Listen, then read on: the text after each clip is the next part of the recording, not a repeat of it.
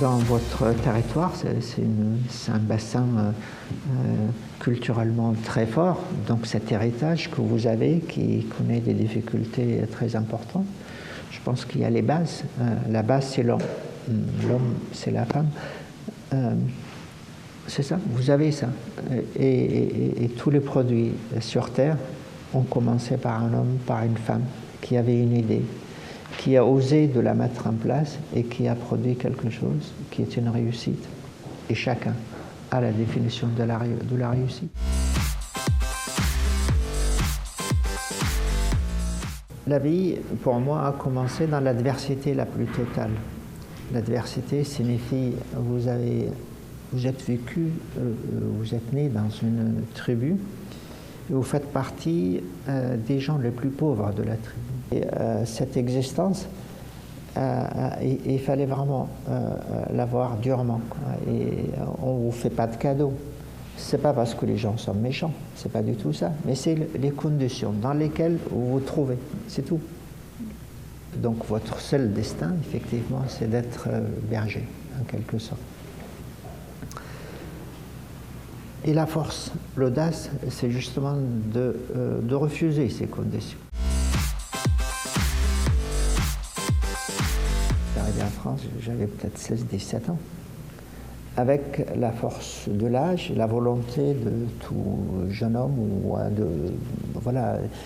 qui commence dans la vie, cette quantité de travail considérable, abattu, pratiquement jour et nuit, fait que vous vous donnez les moyens pour avancer dans la vie et pour réussir. Voilà. Et c'est ça l'histoire Altrad. Altrad, donc ça a commencé, comme je vous l'ai dit, par la reprise des actifs d'une société en faillite. Il fallait la redresser et il fallait convaincre les gens. C'est à peu près tous les projets que vous avez. On ne peut pas réussir tout seul, on réussit avec les autres.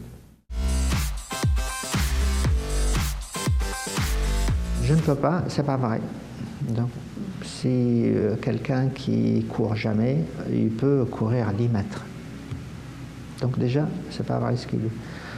Le lendemain, vous faites lui faire courir, ou la semaine d'après, le double, etc. etc. Et c'est comme ça qu'on gravit la montagne. L'adversité, c'est la montagne. La difficulté, c'est justement ça. Donc on peut avancer, vous comprenez, petit à petit. Et c'est ça les messages. Ne jamais dire « je ne peux pas ». La réussite, c'est relatif. Moi, je veux être maçon, c'est ça, ma réussite. Je peux le faire. Un autre, il veut être, je ne sais pas, enseignant, il peut. Un autre, etc., etc. Et puis des types complètement pas raisonnables comme moi, ils disent il n'y a pas de limite à ça, je continue. La difficulté, ce n'est pas de faire, c'est l'étape d'avant, oser faire. C'est-à-dire, mentalement, il faut que vous soyez convaincu de votre projet. C'est-à-dire, vous avez quelque chose qui est un document écrit, vous comprenez, qui résume votre projet. Il faut que vous croyiez déjà à ça. Et si vous croyez à ça, ben, vous allez faire l'étape d'après.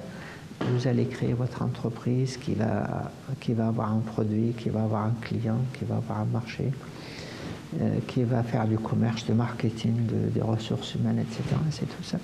Donc, c'est à la portée de tout le monde.